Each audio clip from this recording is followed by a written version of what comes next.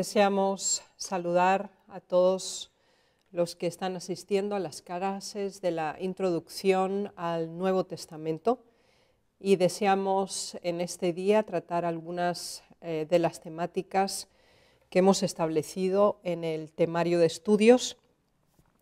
Pero antes de insertarnos de lleno en el tema, deseamos orar al Señor. Padre nuestro que estás en los cielos, gracias porque en esta mañana podemos dirigir nuestros pensamientos a ti por medio del estudio de tu palabra, sabiendo también que por medio de tu Santo Espíritu iluminarás nuestras mentes para comprender las grandes verdades que en ella están. Haz, Señor, que tengan cabida en nuestros corazones y por medio de ti tengamos también la capacidad de comprender y aplicar estas mismas enseñanzas en nuestras vidas diarias. En el nombre de Jesús. Amén. El quinto tema será el primero que trataremos en esta mañana de la serie Introducción al Nuevo Testamento. El tema incluye tres subsecciones básicas, la estructura literaria, la estructura histórica y la geográfica. Básicamente es una clase de contexto de los libros del Nuevo Testamento.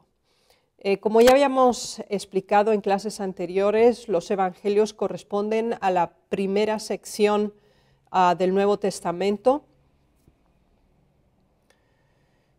Del mismo modo también que iremos considerando las diversas secciones. En primer lugar, analicemos la terminología como tal. En las Escrituras, el término evangelio, que viene del griego evangelion, significa literalmente buenas nuevas o buenas noticias.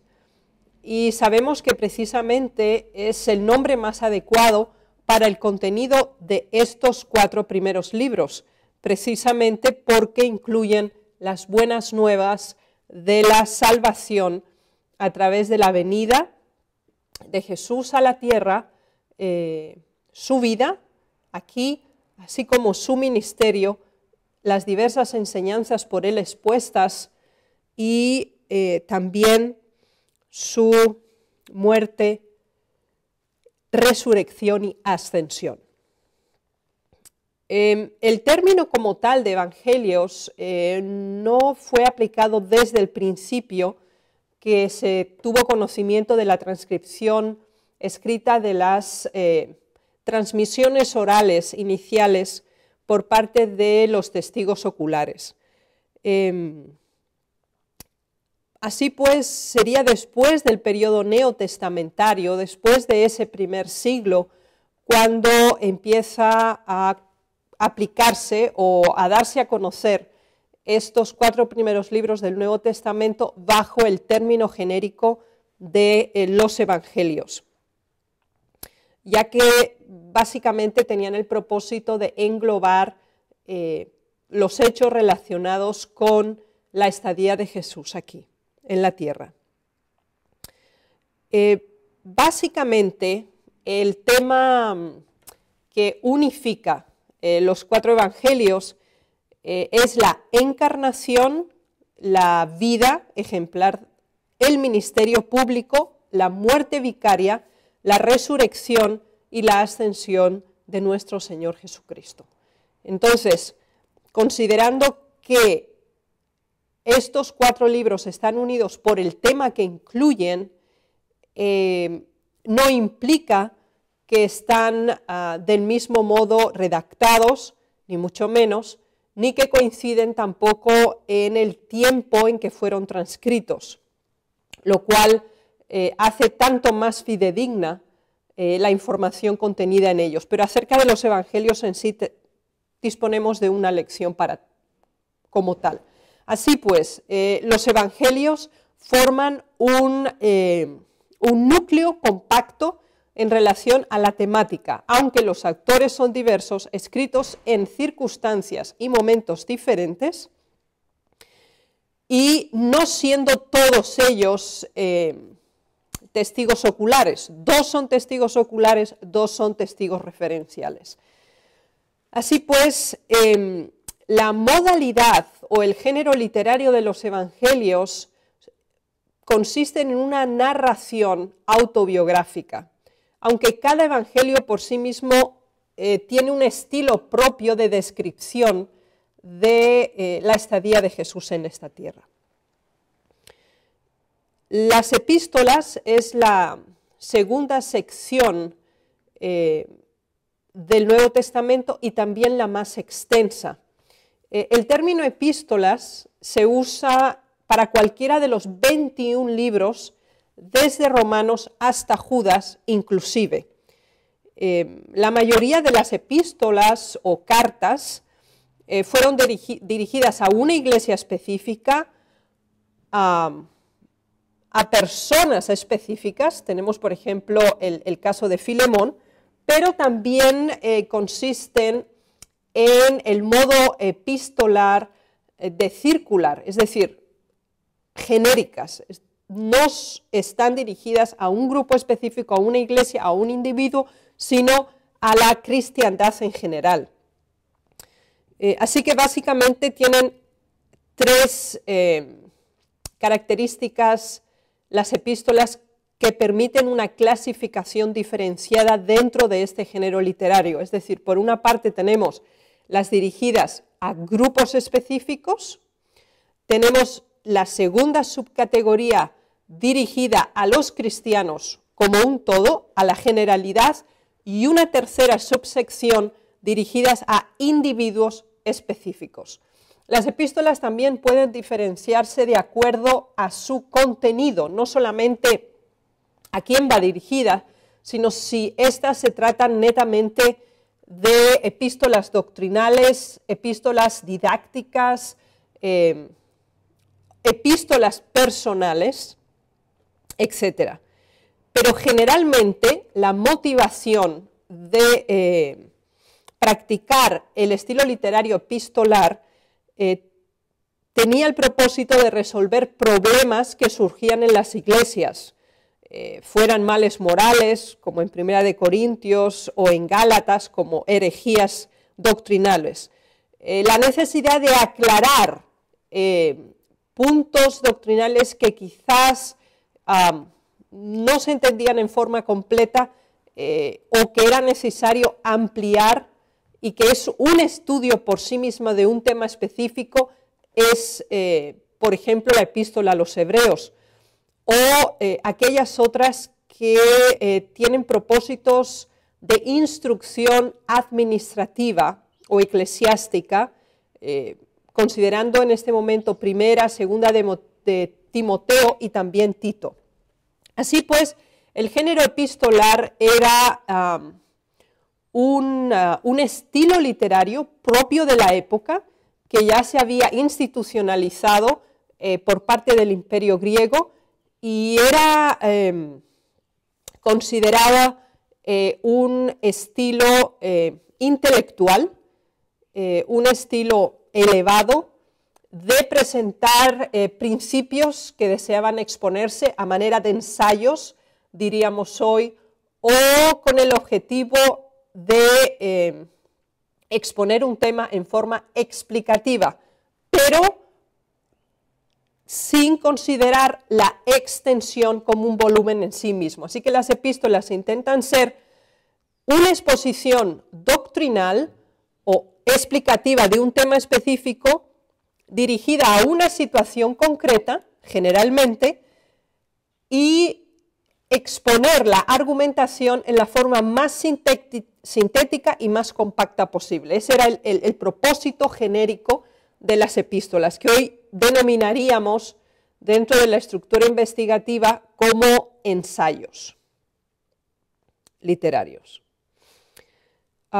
Las epístolas tienen una estructura de algún modo ya preestablecida, de acuerdo a la costumbre de la época. Entonces, generalmente constan de un epígrafe donde el autor de esa epístola se presenta, es decir, coloca su nombre, también a quién va dirigida, sea iglesias, personas o obviamente una epístola universal que se llama genérica, en forma circular. Continúa después de este epígrafe introductorio la temática que realmente se desea tratar. Si es una sola, forma un grupo completo y se va desarrollando la problemática en sí misma, o si son varios se van subdividiendo tal como lo conocemos hoy por medio de los capítulos. Y la mayoría de las epístolas o cartas concluyen con un saludo que a veces está precedido también por una especie de resumen, aunque no siempre encontramos esta constatación en las diversas epístolas. Puede ser un resumen o puede ser una especie de amonestación o apelación a la aceptación del mensaje. Había distintas modalidades por medio de las cuales las epístolas llegaban a su destinatario. En el caso específico de Pablo, que es el escritor más prolífero de las epístolas, él generalmente escribía a través de un amanuense o un escriba, es decir, tenía un secretario al cual dictaba. Si recuerdan los libros del Antiguo Testamento, Jeremías practicó esta modalidad siendo su ayudante personal Baruch, y habíamos hablado al respecto. En el caso de Pablo, queremos citar algunos pasajes al respecto. Vayamos a Romanos capítulo 16, versículo 22. Romanos 16, 22 dice así: Yo, Tercio, que escribí la epístola, os saluda en el Señor. Y esto es realmente muy interesante. La última sección, que eran los saludos personales, y hay una serie bastante extensa, ya que Pablo había realizado muchos viajes a diversos lugares. Aquí se menciona específicamente cuál fue el secretario amanuense del apóstol Pablo. Aunque si vamos a la primera sección o al epígrafe de la carta, no queda duda de que es Pablo quien la dictó, por el capítulo 1, versículo 1, que dice: Pablo, siervo de Jesucristo, llamado a ser apóstol, apartado para el Evangelio. Y de ahí en adelante hasta el 7, que dice: a todos los que estáis en Roma, amados de Dios, llamados a ser santos, gracia y paz a vosotros de Dios nuestro Padre y del Señor Jesucristo. Entonces, en estas salutaciones de la primera sección es paralela a esta última sección también de las salutaciones, y aquí se coloca entonces quién la escribió por dictado de Pablo. Y incluye además una doxología final, que es el paralelismo a esta última sección también de las salutaciones del capítulo 1, versículo 7. Sin embargo, el apóstol aparentemente prefería colocar o poner su propia firma a modo de confirmación o legalización de esta carta, que después de hecho se convertiría en un documento en sí mismo. Consideremos por un momento algunos casos. Segunda de Tesalonicenses 3:17 nos dice así: la salutación es de mi propia mano, de Pablo, que es el signo en toda carta mía. Así escribo. La gracia de nuestro Señor Jesucristo sea con todos vosotros. Amén. Así pues, nos damos cuenta que de nuevo la epístola específica, la segunda de Tesalonicenses, también Pablo la dictó. No disponemos del nombre del amanuense, del escriba o secretario, pero sí Pablo dice: yo firmo. Los saludos son escritos con mi mano y es así como yo escribo. Así que era necesario autenticar el documento, autenticar esa epístola. Y esa es la razón por la cual Pablo dice, es así como yo escribo, es decir, su señal, su logo personal era fundamental para dar la autenticidad al documento, porque conocemos que ya estaban circulando muchos documentos apócrifos y eso requería la posibilidad de distinguir el origen. Sin embargo, hay ciertas epístolas que sí tenemos la garantía por el propio contenido de las mismas que fueron escritas por Pablo personalmente en su totalidad, porque aunque tenemos algunas que fueron dictadas en forma completa, como hemos citado Romanos o Tesalonicenses, otras fueron escritas directamente por Pablo en su totalidad. Si deseamos considerar por un momento Gálatas 6:11, que nos da la información al respecto. Gálatas capítulo 6, versículo 11, nos dice lo siguiente: mirad con cuán grandes letras os escribo de mi propia mano. Así pues tenemos de este modo la certeza por el propio escritor, Pablo en este caso, la segunda variación de epístolas que tenemos. Tenemos las de los amanuenses, las que fueron dictadas, cuando él siempre las firmaba y decía, así es como escribo yo. Y ahora tenemos Gálatas, donde dice, yo mismo la he escrito.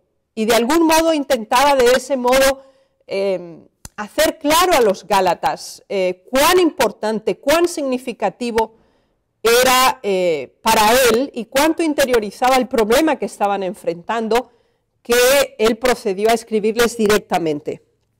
Disponemos también de la epístola a Filemón, que era amigo suyo personal, donde también él la escribió personalmente, y así lo dice.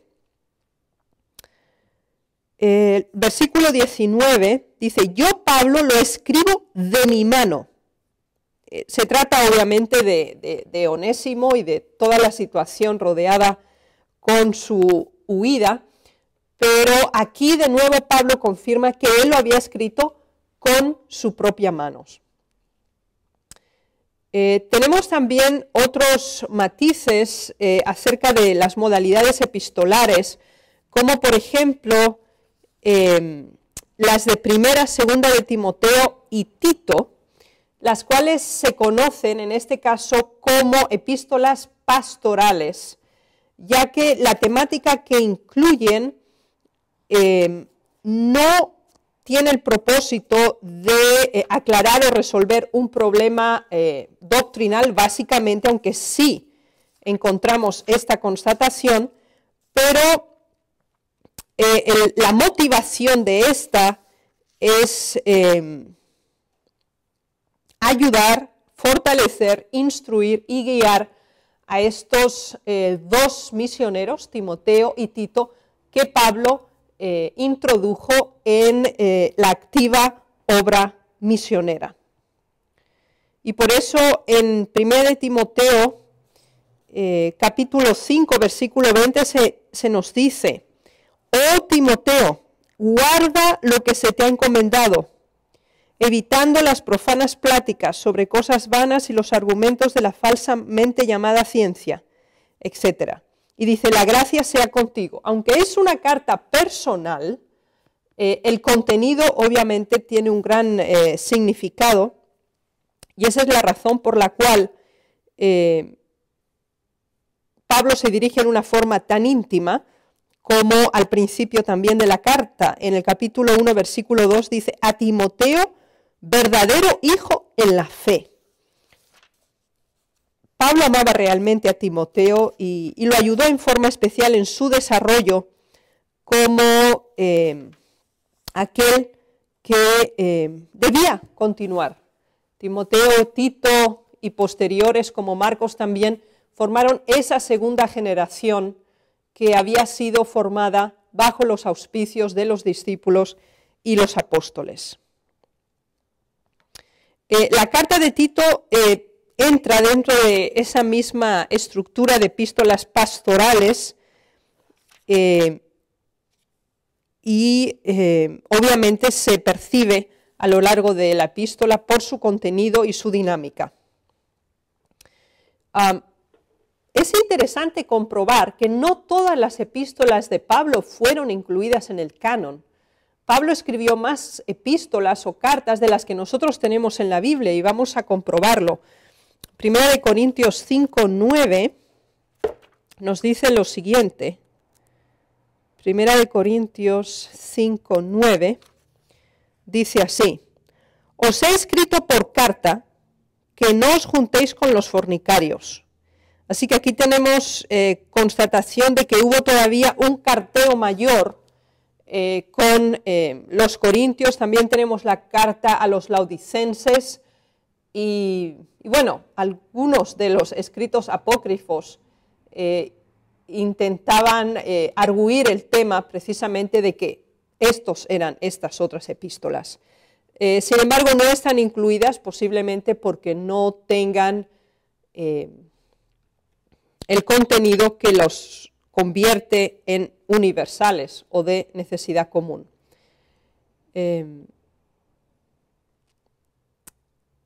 La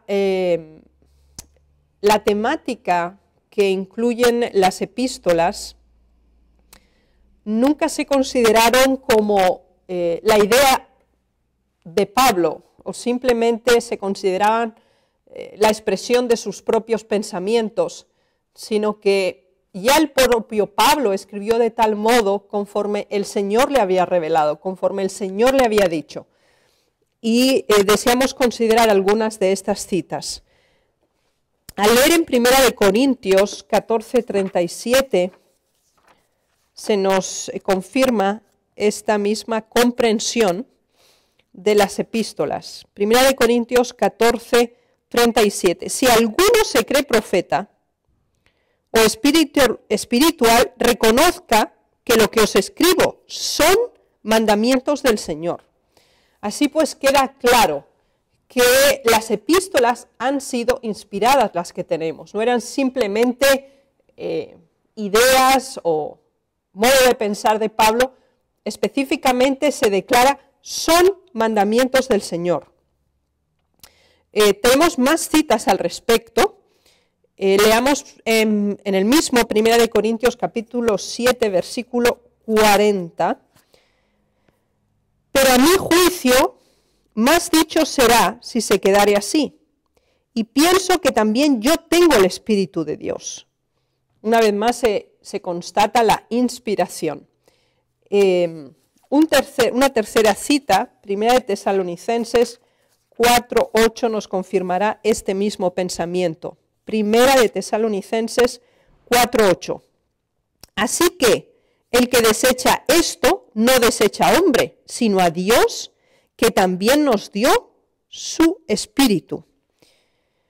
De tal modo se confirma a través de estas tres citas que hemos mencionado y otras muchas más que podríamos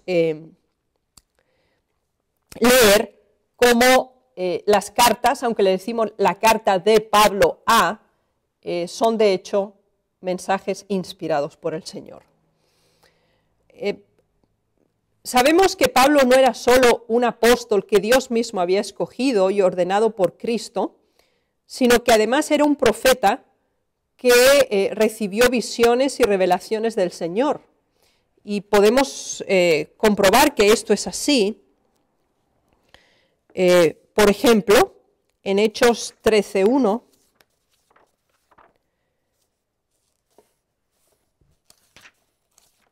Hechos capítulo 13, versículo 1, dice: había entonces en la iglesia que estaba en Antioquía profetas y maestros: Bernabé, Simón el que se llama Níger, Lucio de Cirene, Manaén el que se había criado junto con Herodes, el tetrarca, y Saulo. Así que a Saulo se le da la categoría de profeta y también de maestro. Leamos alguna cita más en 2 de Corintios 12. 2 de Corintios capítulo 12, 1 al 9, dice así: ciertamente no me conviene gloriarme, pero vendré a las visiones y a las revelaciones del Señor. Así que no fue un caso aislado en la vida de Pablo, el don de profecía, sino que dice visiones y revelaciones del Señor. Así que la pluralidad se resalta aquí. Y entonces dice, en adelante, conozco a un hombre en Cristo que hace 14 años, si en el cuerpo no lo sé, si fuera del cuerpo no lo sé, Dios lo sabe, fue arrebatado hasta el tercer cielo. Y conozco al tal hombre, si en el cuerpo o fuera del cuerpo no lo sé, Dios lo sabe, que fue arrebatado al paraíso, donde oyó palabras inefables que no les dado al hombre expresar. De tal hombre me gloriaré, pero de mí mismo en nada me gloriaré, sino en mis debilidades, etcétera. Y podemos seguir adelante observando cómo se produce esa comunicación entre Pablo y Dios. Así que no solamente hemos leído la cita en Hechos donde a Saulo se le da la categoría de profeta y de maestro, sino que en 2 de Corintios 12 se confirma que él recibió visiones y revelaciones de Dios. Además, Pablo era totalmente consciente de que él había sido elegido como un canal de la revelación especial de Dios. Veamos cómo se expone en Romanos capítulo 16, 25 al 27. Dice así: y a él que puedo confirmaros, según mi evangelio y la predicación de Jesucristo, según la revelación del misterio que se ha mantenido oculto desde tiempos eternos, pero que ha sido manifestado ahora, y que por las escrituras de los profetas, según el mandamiento del Dios eterno, se ha dado a conocer a todas las gentes para que obedezcan a la fe. Y aquí especifica claramente que él ha recibido esa revelación del misterio mantenido oculto por tiempos eternos, que es precisamente el misterio de la piedad. Así que el misterio de Cristo, que él menciona aquí en Romanos y después también en Efesios 3:5, habla claramente de la comprensión en sentido global de las grandes verdades del Antiguo y su cumplimiento en el Nuevo. Sin embargo, en algunas de las epístolas, Pablo revela una cierta preocupación, no solamente por la recepción de las cartas, sino también por el uso que se fuera a dar de estas cartas. Y por esa razón presenta ciertas advertencias que nos permite conocer que sí había ciertos problemas al respecto. Leamos 1 de Tesalonicenses, capítulo 5, versículo 27. 1 de Tesalonicenses 5:27 dice así: os conjuro por el Señor que esta carta se lea a todos los santos hermanos. Así que hay una conjuración, se solicita un juramento para que esa carta sea leída a todos. Esa era dirigida a los tesalonicenses. Así que esto nos permite comprobar que quizá aquellos que no compartían el mensaje que las cartas incluían, de algún modo obstaculizaban la distribución de las epístolas. Y esa es la razón por la cual el apóstol Pablo, aquí a los tesalonicenses, les conjura a que realmente sean dadas a conocer. En Colosenses se solicita que haya un intercambio con los laodicenses y que a su vez los laodicenses también envíen a los colosenses la suya.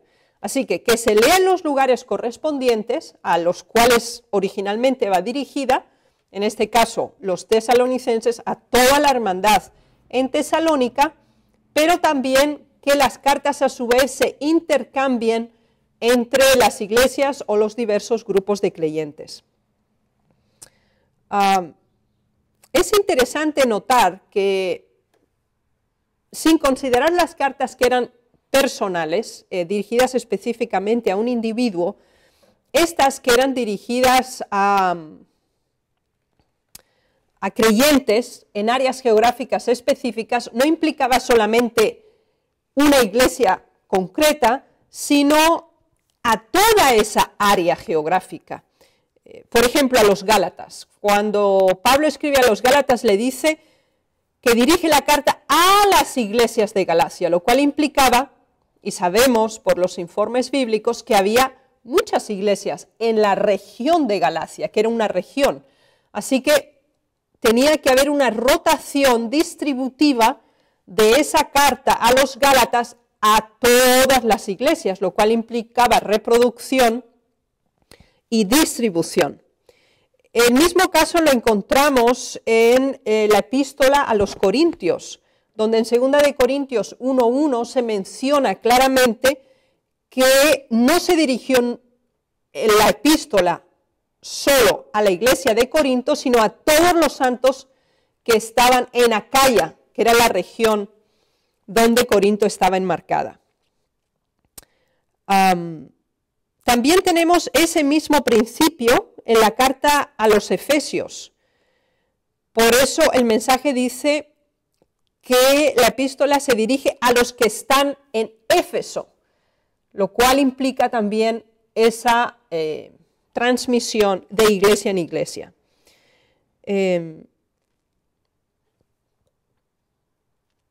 Queremos considerar otra sección de las epístolas, que ya no son las epístolas paulinas, las de Pablo, y es un grupo específico de 7, son Santiago, primera y segunda de Pedro, primera, segunda y tercera de Juan, y también la epístola de Judas.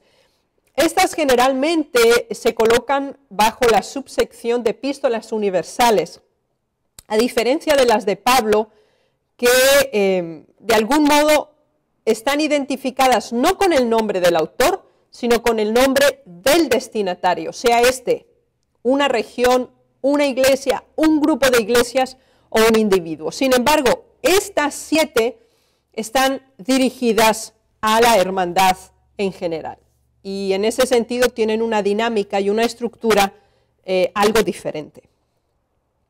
En relación al libro de Apocalipsis, que sería la tercera gran sección del libro, de los libros que componen el Nuevo Testamento, como tiene unas características tan propias, tan diferentes de la estructura general, aunque parecería inicialmente que en su primera sección fuera un libro estructurado en forma epistolar, en forma de carta, lo analizaremos con más detalle por el contenido que envuelve en un tema por sí mismo.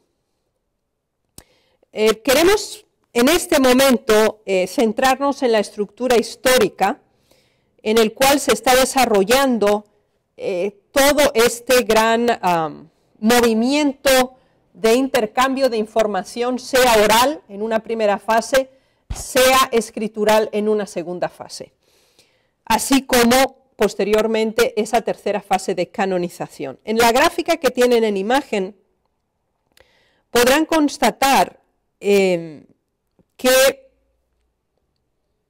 incluye desde el año 600 hasta el 200 después, o sea, el 600 antes de Cristo hasta el 200 después de Cristo, y el propósito es que tengamos esa relación entre la salida de Jerusalén, la primera de ellas, desde la caída de Jerusalén, en el 586, posteriormente los edictos, la ocupación helenística,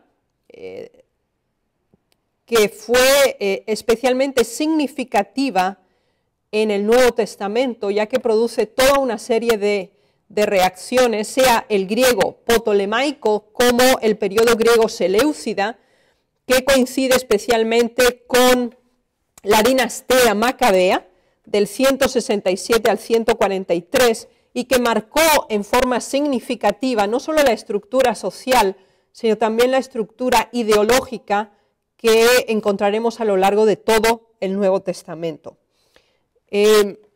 La conquista de Siria por Pompeyo en el 67 a.C. y en el año 4 a.C. ya de los territorios de Galilea y Judea, marca en forma significativa todo el contexto del Nuevo Testamento bajo el control, administración y dominio del Imperio Romano. La destrucción del Segundo Templo en el año 70 por parte del Imperio Romano marca un antes y un después altamente significativo en el periodo del Nuevo Testamento y produce una serie de reacciones, especialmente la correspondiente a las revueltas de los celotes, que estudiaremos posteriormente, y los levantamientos y conspiraciones judías a causa de la presión imperial romana por su distribución y también por la salida de Roma.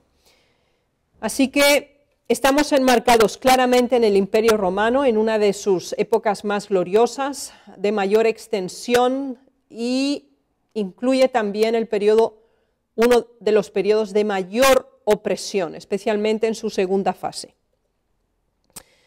Si intentamos establecer una cronología más o menos orientativa de los eventos en relación a los años, ya habíamos considerado en una clase anterior la profecía concerniente a los 490 años o las 70 semanas como sección fundamental primera de las 2300 tardes y mañanas en su vinculación e inserción en el Nuevo Testamento hasta 1844. Sin embargo, queremos ir en algo más de detalle, lo cual nos va a ayudar fundamentalmente a el enmarcamiento temporal de los eventos que vamos a ir tratando.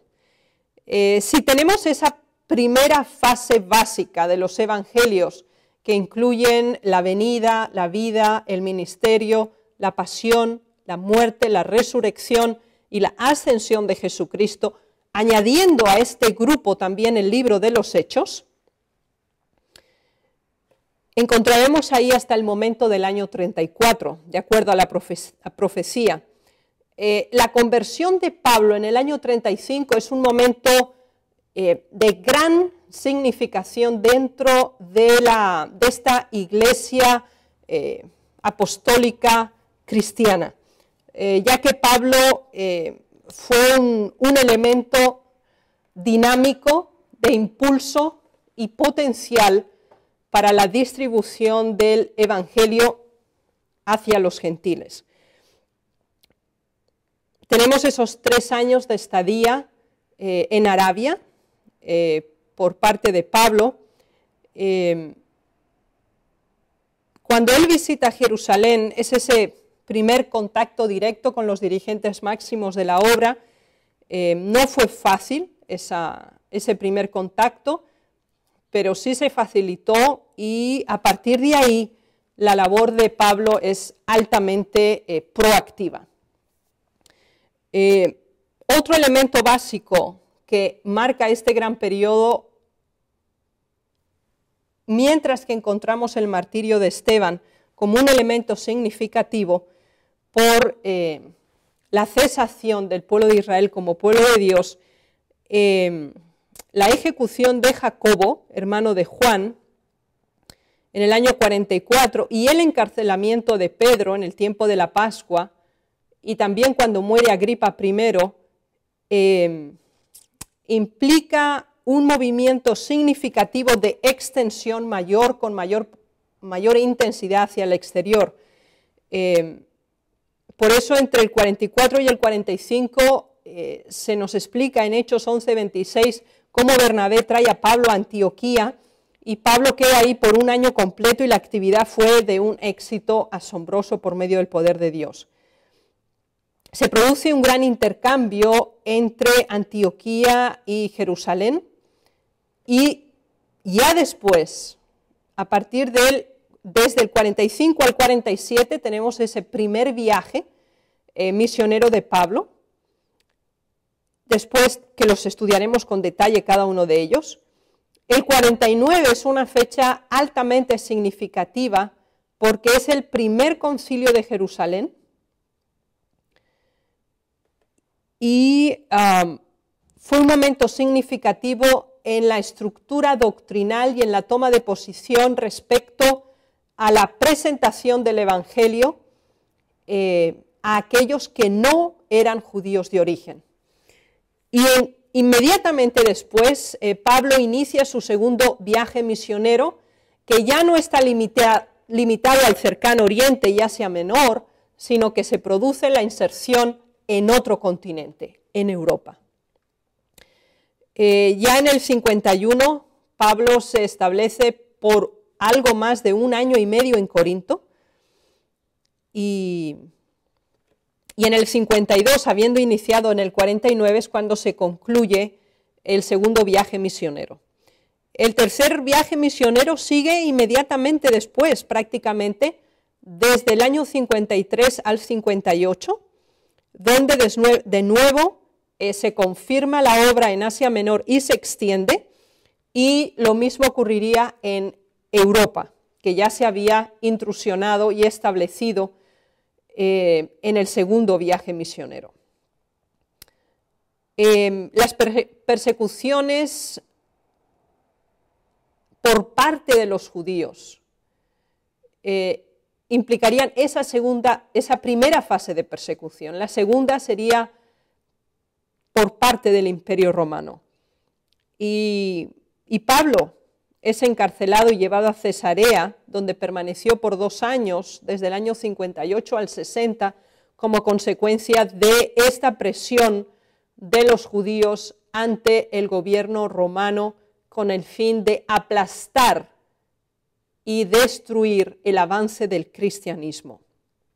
Ya entre el año 60 y 61, por la apelación que Pablo hizo en calidad de ser ciudadano romano, se dirige a Roma, es enviado allá para ser enjuiciado. Del 61 al 63, Pablo permanece encarcelado por 2 años enteros. Después tiene una concesión de libertad, donde de nuevo viaja desde el año 63 hasta el 66, y en el 67 es su decapitación. Y de acuerdo a las pruebas históricas que tenemos, en el 66 Pedro había sido también crucificado.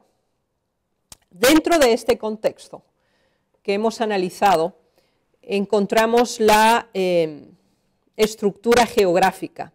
Si observan el mapa, se darán cuenta que la extensión del Imperio Romano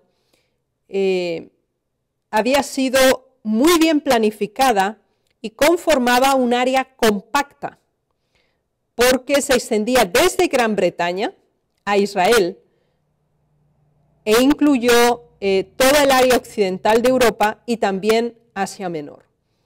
Así que esto facilitó la predicación y la rápida distribución del cristianismo. Y démonos cuenta que los viajes fueron planificados de tal modo que en una primera fase de los viajes misioneros de Pablo se sigue básicamente esta misma estructura ya ocupada del Imperio Romano. Básicamente los primeros 4 libros del Nuevo Testamento están enmarcados en un área geográfica específica y compacta en sí misma. Si observan el mapa, verán el área en la cual se desarrolló la niñez de Jesús y nos damos cuenta que estamos en Nazaret, Jerusalén, Belén y ya antes Egipto, básicamente entre la orilla del Jordán oeste y el mar Mediterráneo, en Palestina estrictamente. Aquí tenemos ese primer viaje misionero de Pablo, que lo consideraremos con más detalle. Aquí tenemos el segundo, el tercero y después ya el viaje de Pablo a Roma, las 7 iglesias de Asia. Cada uno de esos elementos geográficos los consideraremos en detalle en su clase respectiva. Las lecturas que le recomendamos para esta lección se encuentran en Historia de la Redención y los capítulos son el capítulo 25 hasta el capítulo 32 inclusive. La tarea a realizar en cuanto a este tema es relacionar la historia bíblica, los lugares y las fechas de 4 eventos especialmente significativos descritos en alguno de los libros del Nuevo Testamento. Así que lo primero que tienen que hacer es seleccionar un libro del Nuevo Testamento y hacer una lista de los lugares geográficos que menciona y elegir entonces por lo menos 4 eventos significativos que están incluidos dentro de ese libro e intentar, explicar la relación entre esos eventos, el lugar, el autor del libro y el tema general que incluye el libro que ustedes han elegido. El Señor les bendiga en ese trabajo y ahora procederemos a tener una pausa para seguir con nuestra próxima clase a las 10:15.